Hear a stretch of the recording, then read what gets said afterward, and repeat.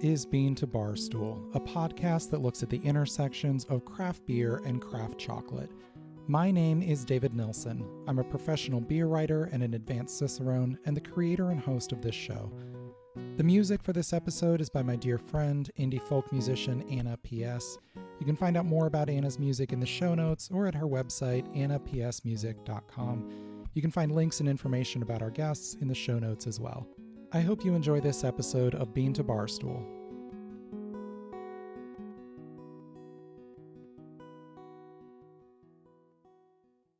In November, I will take part in the inaugural Midwest Craft Chocolate Festival in Rushville, Indiana. This is a really unique event in the world of craft chocolate. Most of our festivals are in big cities on the coasts, New York, Seattle, San Francisco. But craft chocolate is all about cacao, the farms where it's grown, and the farmers and farm workers who grow it. So where better to hold a celebration of chocolate than a farming community in America's heartland? Rushville is a small town about an hour southeast of Indianapolis, and the town leaders are eager to introduce their downtown to the world and introduce the world to their downtown. During their annual Christmas on Main event on the weekend before Thanksgiving, the town will welcome a craft chocolate festival that will bring bean-to-bar makers, chocolatiers, cacao farmers, and educators together to celebrate all things craft chocolate. The festival will kick off the evening of Friday, November 22nd, and continue all day Saturday, November 23rd. Complete details and links to the tickets, which are very affordable, are available in the show notes to this episode and on MidwestCraftChocolateFestival.com. That's all one word, no dashes or underscores or anything. MidwestCraftChocolateFestival.com. This festival is the brainchild of Dustin Cornett, the chocolate maker who owns Chocolate Cafe. Dustin ran the business in Kentucky for years before relocating to Rushville about a year ago. He's also the creator of the Craft Chocolate Challenge, an internationally recognized competition for bean-to-bar chocolate makers. Dustin reached out to me last fall to ask if I wanted to be involved in the inaugural festival, and of course I said yes. I'll be giving a talk during the festival as well as a ticketed beer and chocolate pairing and selling my pairing book at a booth. I'll share more of all those details and others from the fest later on. For now, I want to share my conversation with Barb Genuario, whom many of us know better on Instagram as Choco Chaser. Barb is an educator and writer and the co-founder of the DC Chocolate Society. For many years, she was an assistant chocolate maker at Harper McCaw before they closed, and she is one of the most enthusiastic cheerleaders for craft chocolate. Barb is one of the organizers of the Midwest Craft Chocolate Festival, and I talked with her recently to get the details for the event and learn the unique vision behind this fest. Barb, thank you so much for joining me today. You are, of course, one of the main organizers of the Midwest Craft Chocolate Festival in Rushville, Indiana this November. At the outset, give us some of the basic details of the festival. When and where is this happening? Well, thank you, David. I'm so excited to be here. We are really looking forward to this event, which is going to be in Indiana, in the town of Rushville. The dates are November 22nd and 23rd. That's a Friday evening and all day Saturday. And the Friday evening is going to overlap with what Rushville, a small town in Indiana with a big heart, is what they call their Christmas on Main. So Friday evening, when everyone arrives to town, you will see Santa, you'll see booths on Christmas Main Street. And then Saturday, Christmas on Main is actually that physical event ends and the official Midwest Craft Chocolate Festival starts. And that event will be running from 9 to 5. And it will include the typical types of craft chocolate booths and other types of programming, including chocolate tastings, speakers, and a huge assortment of different interactive activities for people of all ages to participate in. Well, that sounds great. Looking at some of the big craft chocolate festivals out there, they seem to largely be clustered around the coasts and the periphery of the country, Seattle, San Francisco, Dallas, New York. For folks in the Midwest who maybe haven't been to an event like this, what happens at a craft chocolate festival and what can they expect? That's such a good question because we all see chocolate festivals in our own hometowns on a regular basis. And this is like that, but only a little bit more focused on the origin of the cacao and really understanding where cacao comes and then taking the time to understand how chocolate tastes. So instead of having, for example, brownies and ice cream or chocolate cake, which is something that I would be familiar with at a chocolate festival. This is meeting the cacao farmer, understanding how the cacao grows, and then tasting in front of you the work that they have created with their own hands. Sure. Let's talk a little bit more about what happens in the actual event space. So, if somebody buys a ticket and they walk into the Craft Chocolate Festival, what are they going to be greeted with, and what are some of the activities they might be able to do? We are in Rushville, focusing on two major venues, the beautiful historic courthouse and the historic bank site, which are both located on Main Street across from each other. When you walk into the venue, you will be faced with approximately, I don't know, 15 or so booths or exhibits, and the majority of those will contain a chocolate maker, chocolate makers who are primarily located in the Midwest because we have a huge support from the Michigan Craft Chocolate Organization, who also recently had a festival in Michigan last month. You will see chocolatiers. So chocolatiers are the people who use the chocolate that was made from the bushel bag of cacao beans. They will use that chocolate that was made by someone else to create new confections. But a lot of the confectioners, if you want to call them that, or chocolatiers that we have, are very focused on sustainability and tracing that cacao back to the farmer. So they try to use quality chocolate that they understand where it originates from. The activities will actually take place both inside the venues. So you'll have some booths, for example, a children's activity corner that at your leisure, you can take your kids over to do different activities. You will have booths where there are hands-on demonstration of making chocolate, equipment that makes chocolate, for example, from Cocoa Town. And then you'll also have access to classrooms and seminars where scheduled programming is going on in both the morning and afternoon. The way it's currently structured is we have a morning session from 9 to 12:30, and then an afternoon session from 1:30 to 5. You can buy a ticket for around $8, access either the morning or afternoon, or you can purchase an even better package, which is the VIP package, and that allows you access on Friday evening and all day Saturday. Plus, you get a canvas gift bag, you get tokens worth $10, and the open access that allows you to go in and out of the venues. So the actual programming will range from, in the classroom, will range from a guided chocolate tasting to a cacao farmer explaining how he grows cacao. So you have the entire gamut based on your interest, and we'll be releasing that programming on the website, hopefully very soon, so that you can decide whether or not you'd want to be there in the morning or afternoon or the whole day. Cool. Well, you mentioned the VIP package also gives you access to Friday night. What's happening on Friday that differs from the Saturday programming? Friday will be focused only on the vendors and the booths that have hands-on demos inside the two exhibit halls. So we will not be having any type of classroom activities except for a book reading. So we're going to be reading The Cocoa Chocolate Seed by Nettie Atkinson. It's a wonderful board book. We're going to be doing several readings of that on Friday evening and then also on Saturday. But the focus on Friday evening really will be your chance to meet the farmers and taste the chocolate and purchase the chocolate. The majority of makers who are there will have chocolate samples available for you on the table and will guide you through a short tasting as you come through the venue.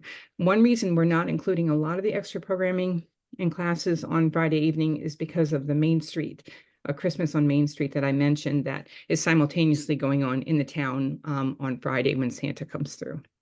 Let's talk a little bit more about some of the educational talks that will be taking place. You mentioned a tasting, hearing from the farmers. What are some of those other topics that people could sit in on and learn from? Okay, so we have a Colombian cacao farmer who actually is based in Toronto at the moment, who's going to be talking about growing cacao and fermentation, which is his expertise. He experiments with fermentation in a way that he likes to see how it correlates with the taste at the end of the actual process. I'm not sure how in-depth he will get at this event, but that's something he's really excited about. And if you pull him into a corner to talk to him about fermentation of cacao, he would pull out 4 different samples out of his back pocket and let you taste the differences in his own fermentation experiments. But so he is a farmer. We have Jerry, a Filipino cacao farmer who actually moved to Chicago, and his wife is a award-winning chocolatier. And so, as a chocolate maker and a chocolatier who have a farm in the Philippines, they have that direct connection where they fly back and forth. And then, interestingly, his full-time job is he is a lawyer and she's a nurse. So they have managed to build these skills in a way that they're very complementary. And he's trying to help support the Filipino island where he grew up. So he will be doing presentation on his farming. We have Encore Chocolate from Kansas City. And Mike is going to be giving a presentation as a chocolate maker. I assume that he will be giving samples. Fusion Epicure is a very fascinating gentleman who moved into making healthy snacks and found that there were not chocolate couvertures at that time that were sufficient to meet his quality standards. So he decided, oh, I'll become a chocolate maker too. And now he is a chocolate maker who makes healthy snacks in addition to making bars. And he's going to be telling us his story and sharing some of his specialties, one of which I just have to mention is a chocolate covered date stuffed with peanut butter. So he makes his own chocolate, he makes his own peanut butter, and he creates this fantastic, what he calls a snack on the go. Denise from Locali, which is a high quality chocolatier based outside of Columbus, Ohio. She's going to be giving a presentation on the actual artistry of decorating bonbons. Let me see. The Heirloom Cacao Preservation Society, which is a nonprofit. We have Anne giving a presentation on that, which relates back to farmers. London Co. is going to be giving a talk on her typical chocolate tasting, which they're normally very mindful and worth sitting in on.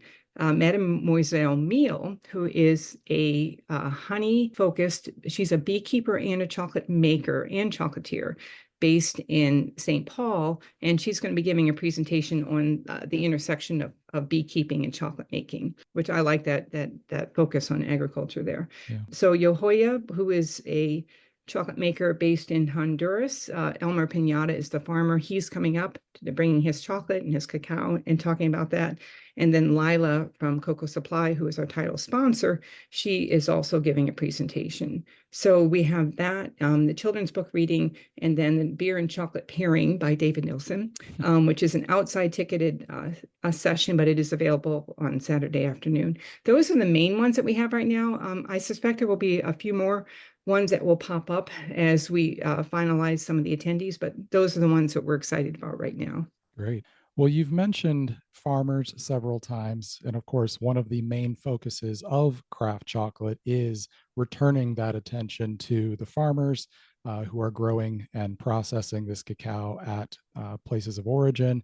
I'm really interested in the link that the Midwest Craft Chocolate Festival wants to draw between this small rural community where the festival is being held, that is in an agricultural county, and the farmers who are growing this chocolate. So often chocolate is this abstract product that people never have to think about, where the ingredients come from.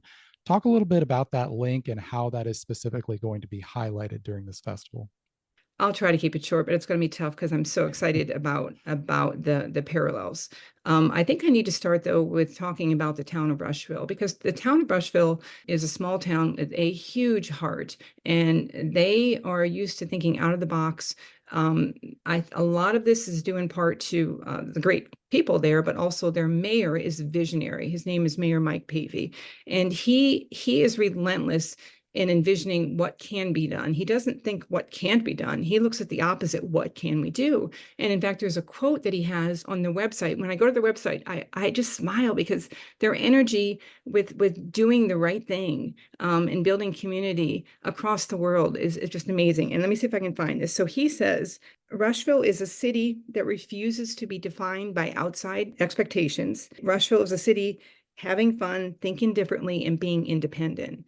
And The reason I wanted to quote those is because he really is a leader, and they've been recognized across the state of Indiana for their leadership in building their Main Street. And when you visit the town, you have this energy around you that really is like a hallmark town. And then the people, the characters you meet, they're all just so wonderful and so energetic. So, with that as a backdrop, when Dustin Cornett, who is also an out of the box thinker, who is the head chocolate maker, or the chocolate maker, excuse me, at the Chocolate Cafe, when he moved to Rushville, there was this perfect blending of two visionaries going, wait a minute, what can we do? Here we are in the Midwest, a sometimes overlooked craft chocolate location. As you mentioned before, the festivals that we routinely go to are on the East Coast or the West Coast. What about the Midwest? And there's so many good chocolate makers in the Midwest. So the two of them, they sat down, they're like, wait a minute, why can't we do something? And I have to give you a quick example that really resonated with me. Dustin moved into the town in January, and he moved in from a recreational national park area in Kentucky, very tourism focused.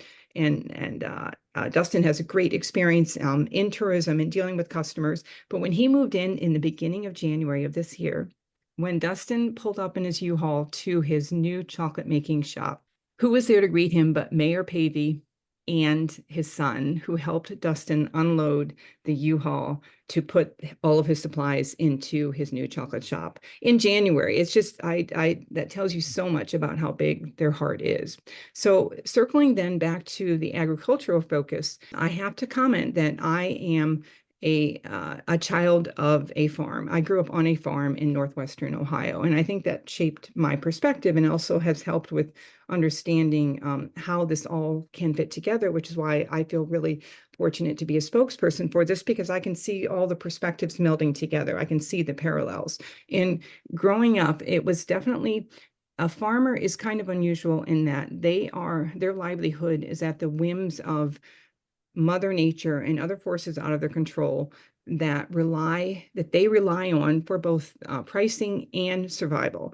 And as a result of that, you have this blend of kind of a healthy cynicism, but yet an optimism, because you have to be an optimist to be a farmer. Because anytime you look at a seed, for example, a dried seed, I mean, if you're a garden and you have a garden in your backyard, you know what I'm talking about. You look at a dried seed, you put it into the soil, and you have to have optimism to believe it's actually going to grow. So farmers inherently have this really fascinating balance of this healthy cynicism and this optimism, and it creates this environment that I think a lot of people really don't understand. And so when you look at Indiana being in the heart of the agricultural part of the US, they have this perspective that definitely parallels what the cacao farmers are seeing. And I think that they've just never had the chance to be exposed to that. And we think that that will resonate with them. And one example, which I want to give you, is that if you look at apples, growing up in the Midwest, seeing apples grow in your backyard or in your neighbor's backyard or in an orchard, you have this very realistic understanding of where apples come from and how they end up on your table. We unfortunately have not had that type of connection to cacao, but knowing that that's possible and something that we live with and even extends into your adulthood. So again, looking at the apple example, which I specifically look at the Midwest, I'm sure it applies elsewhere. When you become an adult, you might have a specific apple that you like that you refer to, or even a specific orchard that you like that you refer to. Well, that parallels cacao exactly. So there's so many parallels that we take for granted that we never really have branched into in the Midwest. And I think this is an opportunity to start building that foundation. Now, we recognize that this is a long-term project, and Mayor Mike realizes that too. Dustin realizes that. This is not something where it's one and we're finished and wasn't that a great party. This is something where we believe in building a long-term connection to cacao in the Midwest. Yeah, I love that, the philosophical connection there. And I think it was the very first organizing meeting I remember sitting in. And I think it was you or maybe London who brought up that idea of the connection of this is a farming community. Craft chocolate is all about the farmers. I think that's just such an interesting link. What are some of the practical ways that we will see that play out in the festival between educational opportunities? How will we actually see that link lived out? We will see that lived out through starting with fresh cacao pods, Layla of Cocoa Supply. And Cocoa Supply, by the way, is a title sponsor, and we're so fortunate to have her commitment to this. She has the vision also. I think that's because she grew up in growing up, growing cacao. So she has that deep connection also. She is so supportive of what we're doing. And one of the many things that she's doing to support this event is providing fresh cacao pods, 2 dozen or so that we're going to have available throughout the day so that everyone can not only see what they look like, but we also will be using a machete, hopefully, in a safe way to show how the cocoa pulp, or cacao pulp, excuse me, and the seeds, how they look fresh. In fact, I have to tell you as a quick aside, I'm actually driving to New York and picking up the machete in person and boots and some other farming supplies that she managed to get shipped up to New York. And then we're bringing them and setting them up as a display so people can see some of the tools that the cacao farmers use, because we all use tools as farmers. So let's just see how the tools are similar, how they're different. But to answer your question more directly, in addition to the talks, we hope to have a lot of actual examples of photography or pictures, posters, interactive chocolate making machines, so you can see how chocolate is made, as much hands-on as we can possibly incorporate into the day or day and a half. That sounds great. What are you most excited about this festival? I know you're going to be busy as one of the organizers, but switching into your attendee mind, what are you most excited about with these 2 days? We'll be right back. Are you passionate about beer, dreaming of crafting the perfect brew? Cincinnati State's Brewing Science program is here to make that dream a reality. Imagine learning from some of the best in the world. Their faculty are seasoned pros with years of experience in the beer industry. You'll get hands-on training in their in-campus brewing lab, turning classroom concepts into award-winning creations. Cincinnati State offers an associate degree and several specialized certificates to tailor your education to your career goals. Whether you're just starting out or looking to deepen your expertise, they've got you covered. And they know life is busy. That's why their in-person classes are held in the evenings, perfect for those with full-time day jobs. And with some of their courses offered entirely online, you can brew up your future without being on campus every day. When you finish the program, their strong connections with local breweries mean you'll be set up for success in the job market. Make a choice for your future today. Visit cincinnati-state.edu/brewing for more information.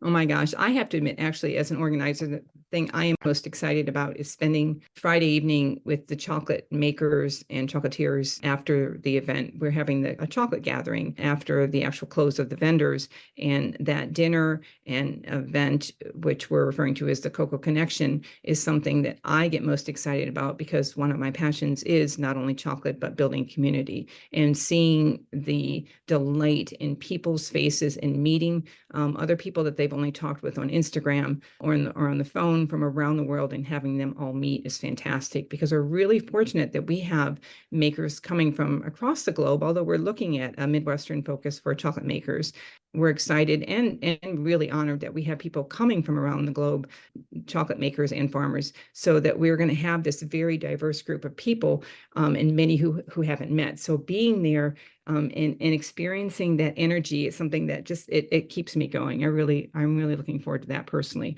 From the vendor perspective, it's always tasting all the chocolate, because you can never taste enough good chocolate. And there's going to be so much chocolate. I warn people when they attend one of these events that you don't think that you can get full on chocolate by tasting a tiny little square from, let's just say a booth has 4 or 5 samples.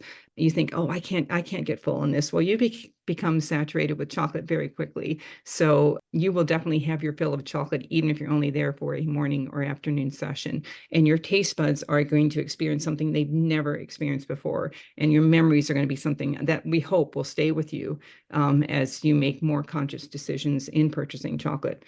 You alluded to this a little bit earlier, but for folks who might be attending their very first chocolate festival, they will have the opportunity to buy bars from these different vendors? Yes, very good question. They not only have a chance to sample, they have a chance to buy.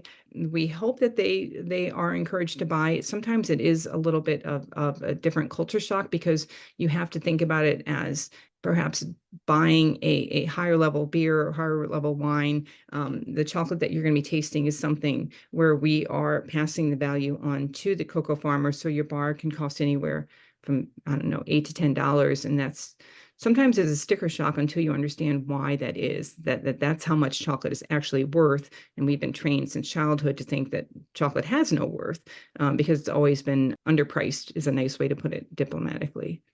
You've been to craft chocolate festivals all across the country, big and small. What is going to make this one unique? How does this differ and distinguish itself from many others? This one is going to be different because of the venue, having it in small town America. I think that you're going to feel the support of the town, in a way that you don't necessarily feel in New York. Not that New York isn't an exciting place, or San Francisco or Seattle. I love all three of those. But I think it's going to be much more of a community feel. And I think there's going to be more of a chance to spend time not only with the chocolate makers and cacao farmers, but other guests who are there. Because one thing that we find that sometimes is missing when you attend a festival is you sometimes even feel alone.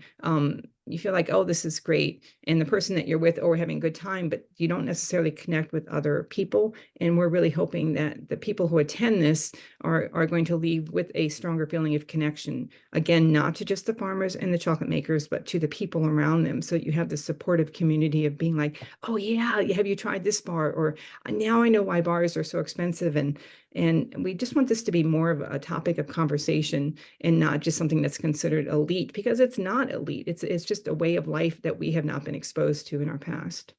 We do want the first year to be fantastic, but we're looking at the long term. We want to build that foundation. So going into this, we're trying to keep our excitement high, but we also have to be realistic in our expectations. This is a new area for us to be delving into in the Midwest. So we're hoping people will embrace it, and we'll see. Our fingers are crossed.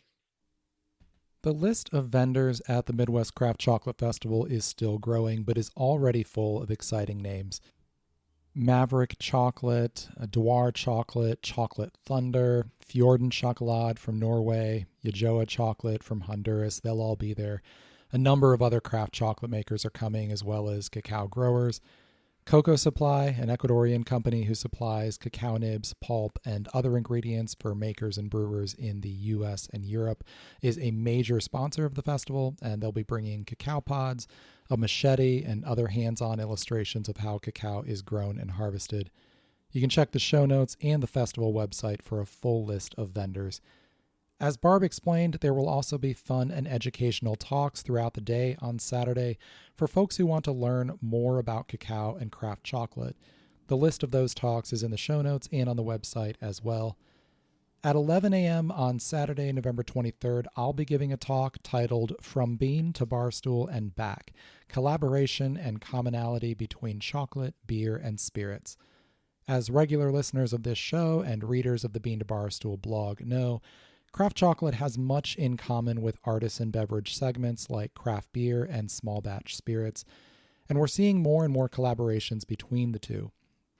Chocolate makers, brewers, distillers, and other beverage alcohol producers are all looking for ways to court new customers and explore new flavors, and collaboration provides a way for each to use unique ingredients while reaching a new group of fans.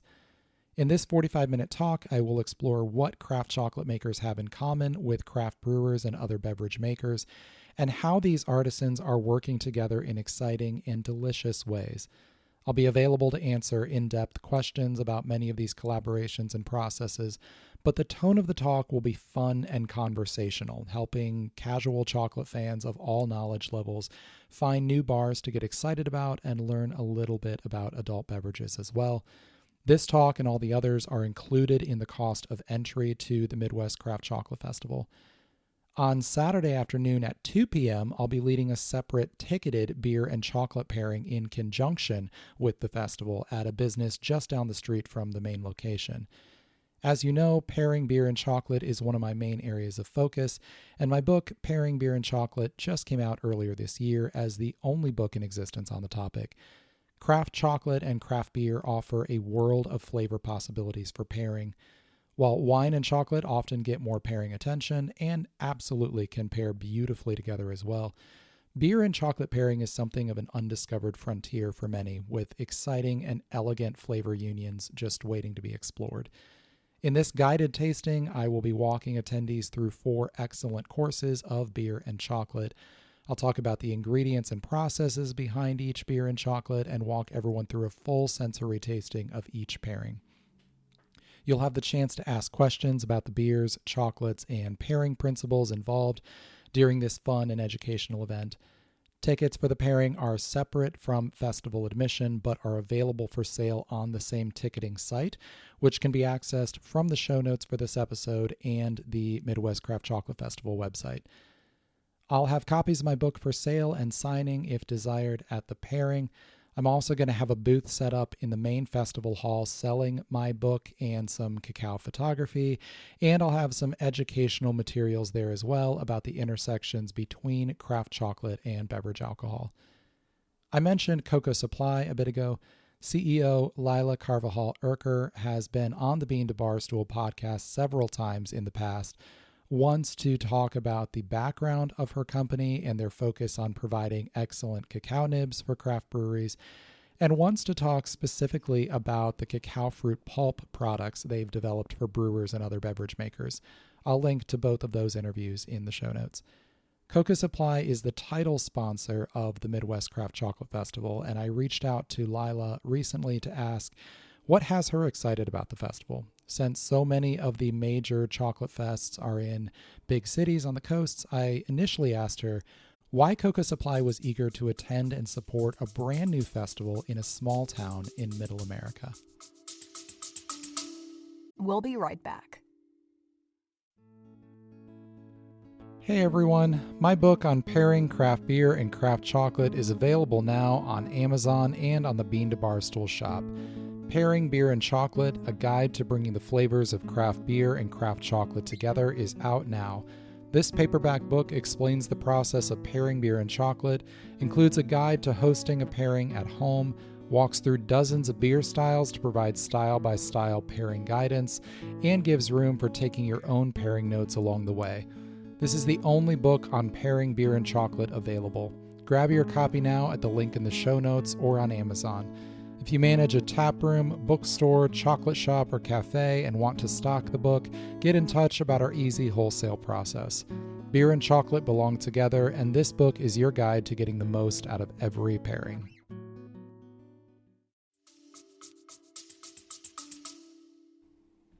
It is exactly that. It is a new area. It's a new audience. It's a new space that is not crowded. Everyone in the East and West Coast know about craft chocolates. They're very involved. It's something that has been developing already for years.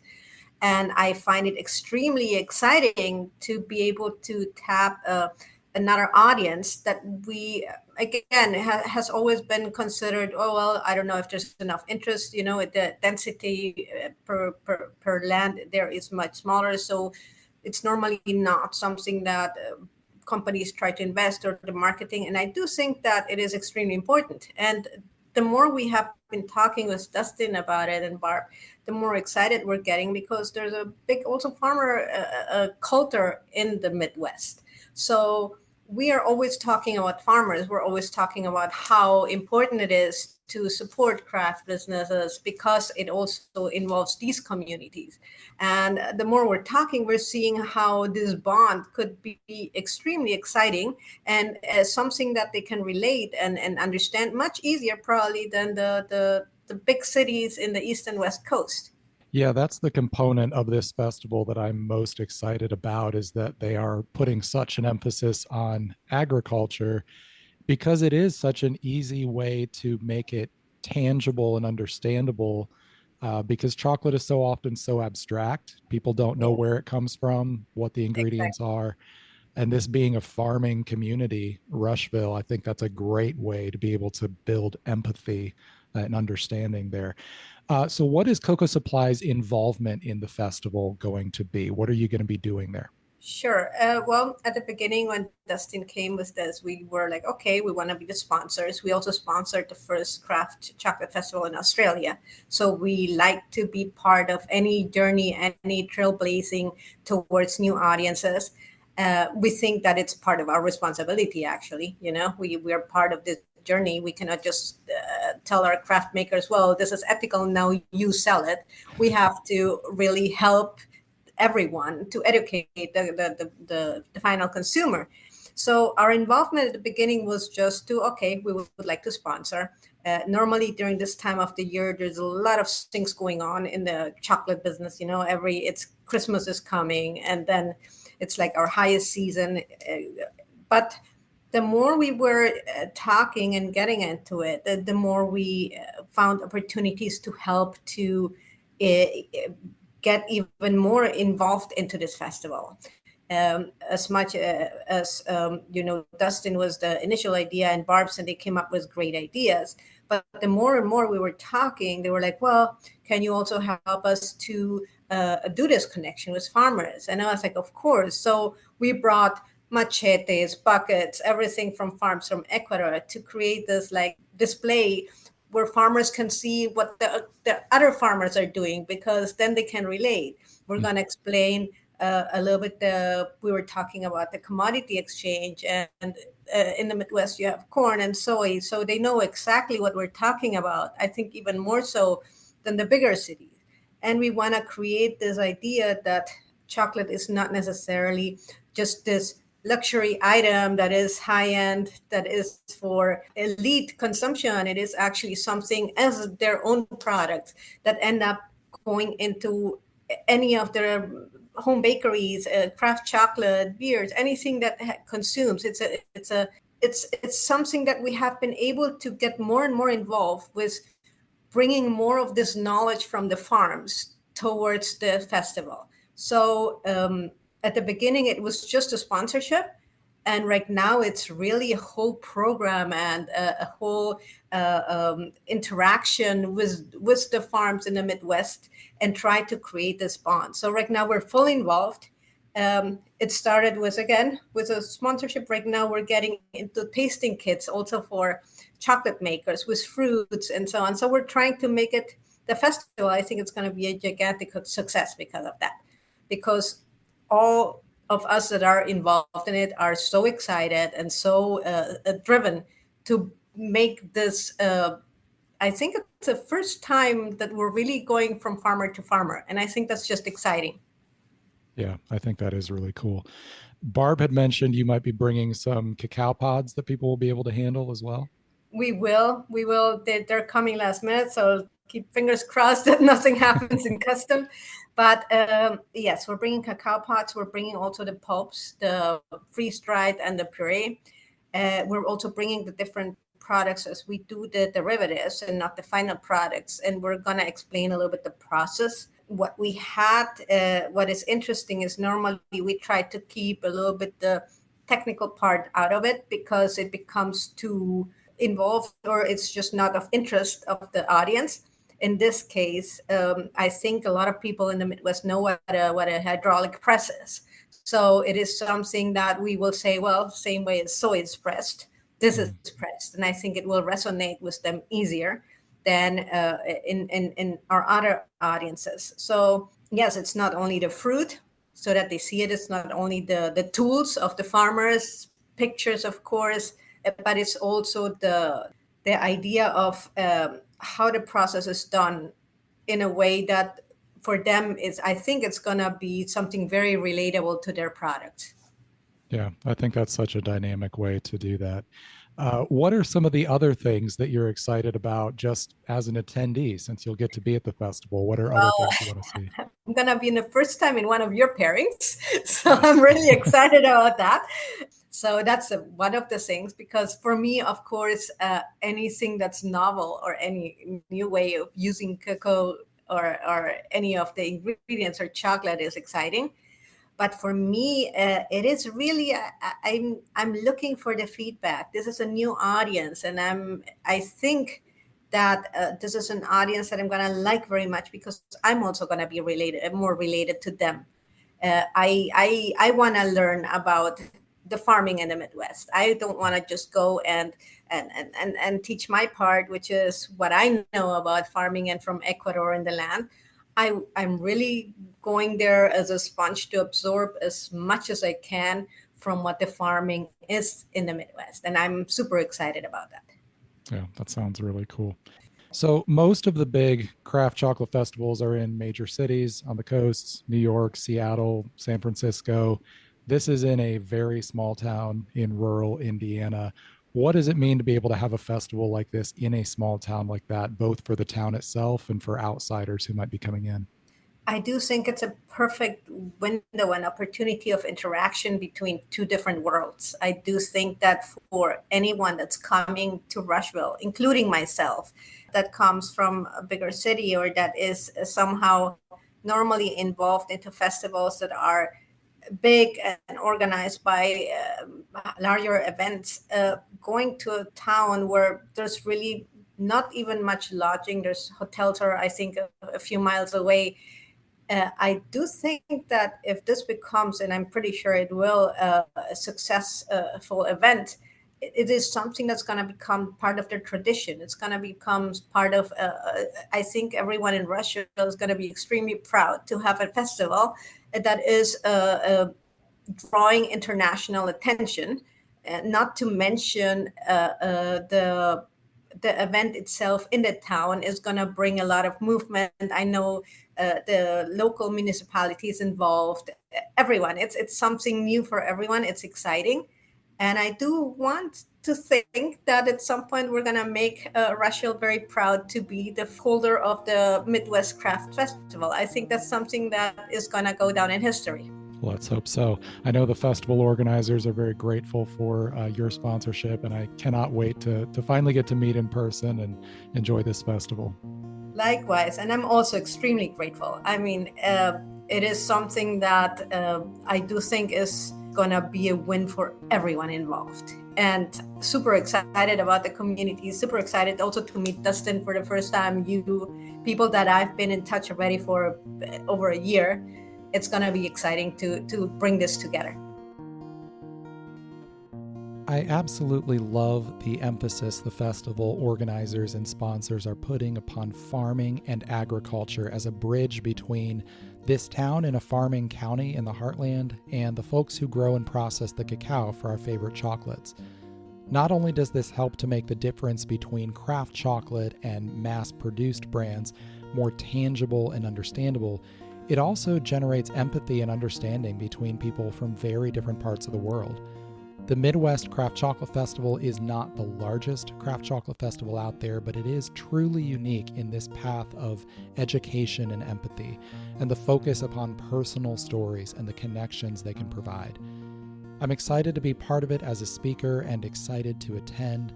I can't wait to meet up with folks from the chocolate world I've known online for years, but have never met in person, and to buy some really good chocolate. Hopefully, I'll get to see some of you there as well.